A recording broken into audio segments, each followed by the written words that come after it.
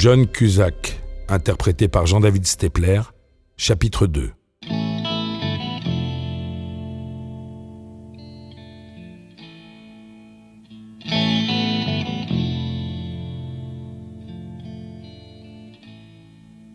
Angine sérieuse et fièvre montante. C'est dans ces conditions que Michel découvrit John. Alité, les yeux dans le vague, il s'était fait prêter plusieurs cassettes vidéo pour soulager son ennui de malade. Parmi le choix qu'on lui avait fait, il y avait ces titres, conçus spécialement pour ne pas réfléchir. Des comédies avec Jim Carrey, des dessins animés ou même quelques épisodes d'une série pour ados style Dawson. Il avalait des kilomètres de bandes vidéo. Allongé sur son canapé, il scrutait les images de son téléviseur comme hypnotisé. Refusant tout effort physique et encore moins intellectuel, Michel se laissait bercer par les répliques de certains personnages. La musique sirupeuse d'un film arrivait même à le faire dormir. Toute cette cérémonie avait ses habitudes. Dès le générique de fin, Michel se levait, appuyait sur la touche retour de son magnétoscope et partait pisser. Une fois la chasse d'eau tirée, il remplissait sa bouilloire d'eau, préparait son sachet de tisane et sa cuillère de miel et versait le tout dans un grand bol breton personnalisé avec 3 morceaux de sucre. Le temps de remplacer la cassette fraîchement rembobinée par une autre vidéo, il s'écrasait à nouveau sur son canapé et s'enveloppait de sa vieille couverture. Michel serait incapable de dire quel film il venait de voir. Sa fièvre était trop sérieuse et l'empêchait de se concentrer trop longtemps. Il ignorait quelle bande il avait lancé.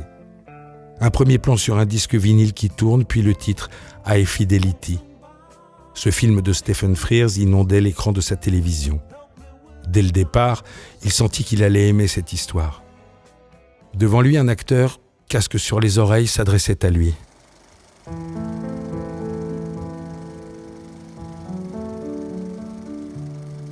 Qui était là d'abord ? La musique ou la souffrance ? On craint que les gens qui jouent avec des flingues ou matent des films violents soient contaminés par cette violence. Mais personne ne pense à ceux qui écoutent un max de chansons sur les chagrins d'amour, le rejet, la souffrance, le malheur et la perte. J'ai écouté de la pop parce que j'ai été malheureux ? Ou j'ai été malheureux parce que j'écoutais de la pop ?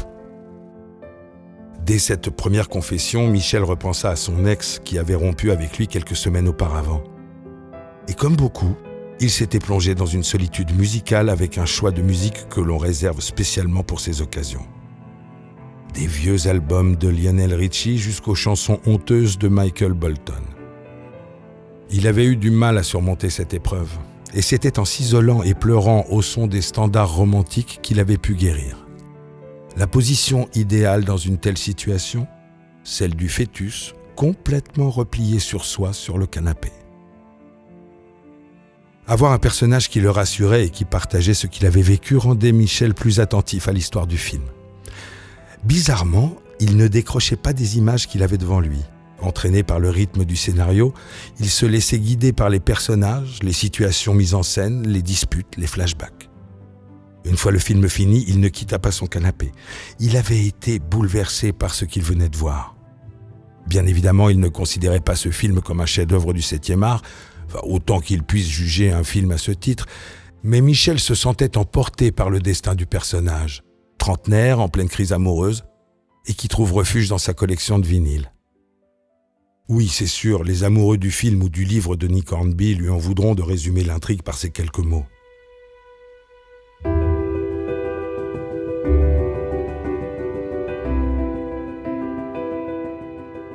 Michel ignorait encore qui était cet acteur séduisant au charme évident. Il s'était laissé guider dans cette histoire et ne pouvait s'empêcher de rembobiner la cassette pour reprendre la lecture du film. 4 fois. Il avait regardé 4 fois High Fidelity. Et miraculeusement, il se portait mieux. Sa fièvre avait diminué, son corps était moins engourdi et il retrouvait l'appétit. Le film durait environ 1h40. Son état s'était amélioré en une après-midi. Michel allait mieux et rien ne pouvait le dissuader que c'était ce John Cusack qui l'avait aidé. Dès le lendemain, Michel se connecta sur Internet pour découvrir la biographie et surtout la filmographie de cet acteur qu'il n'avait jamais remarqué auparavant. Il voulait en savoir plus. Ce n'était pas un coup de foudre, c'était une obsession. Il était contaminé. Depuis la veille, il n'arrêtait pas d'y penser. Dans ses rêves, il se refaisait des projections privées du film. La musique, le décor, les costumes, tout lui revenait en tête dans les moindres détails. Qu'est-ce que je vais faire maintenant ? Je vais continuer à sauter de rocher en rocher toute ma vie jusqu'à ce qu'il n'y en ait plus ? Est-ce que je vais prendre la fuite si j'ai une crampe d'estomac dès qu'une femme me tape dans l'œil ? Je pense avec mes tripes depuis l'âge de 14 ans et j'en suis arrivé à la conclusion que mon ventre est plus con que mes pieds. Pourtant, rien ne pouvait supposer qu'il serait tombé en amour, une de ses expressions favorites, d'un acteur de cinéma. Michel était un spectateur des films du dimanche soir à 20h30.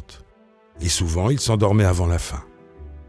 À aucun moment, il ne s'était mis en tête qu'un film pouvait être une œuvre et que certains étaient étudiés, voire décortiqués par des spécialistes qui voyaient des messages codés, des symboles cachés sur la pellicule.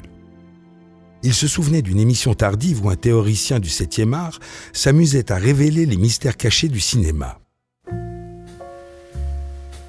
Ce qu'il y a de merveilleux et de fascinant avec Citizen Kane, c'est que le génial Orson Welles a su magnifiquement critiquer cette industrie du cinéma qui ne croyait pas en lui. Observez avec quelle maestria il dénonce ce mépris dont il fut victime. Regardez les premières images du chef-d'œuvre. On admire la caméra qui survole un grillage. Une pancarte « No trespassing » s'impose à nous. Puis on retrouve les images du grillage. Eh bien, vous voulez que je vous dise ? Ce grillage et ses entrelacements représentent des W. Et cette série de W représente la Warner Bros. Il est plus qu'évident que Welles indique au spectateur que la Warner n'est pas invitée. No trespassing, interdit de rentrer. Vous comprenez ? Michel, lui, ne comprenait pas et ne voyait qu'un grillage. Ses débordements d'analyse le barbaient et il préférait sa stature de spectateur benet. Il riait point à rien devant sa télévision, il s'ennuyait vite, mais il était assez curieux tout de même pour prendre quelques risques. Par exemple, il avait voulu regarder un film de Tati, un jour, comme ça. Son entourage le lui conseillait en vantant le génie comique de cet artiste. Il s'était dit pourquoi pas. Après tout, il avouait une certaine tendresse pour certains charlots muets. Si Tati est drôle, eh bien, pourquoi se priver d'un bon moment de rigolade ? Quelle déception ! Michel venait de voir un film de Jacques Tati, le grand Jacques Tati, et il n'y comprenait rien. Sa première réaction était de se dire que ce n'était pas le bon film. Mais les titres du générique lui confirmèrent sa crainte. Qu'est-ce qui est drôle chez Tati ? Cette question, il se la posa toute la soirée. Est-ce normal si je me suis ennuyé ? Pourquoi je ne ris pas alors que c'est une comédie ? Michel culpabilisait presque.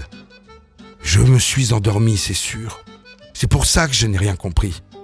Voilà, il avait dormi.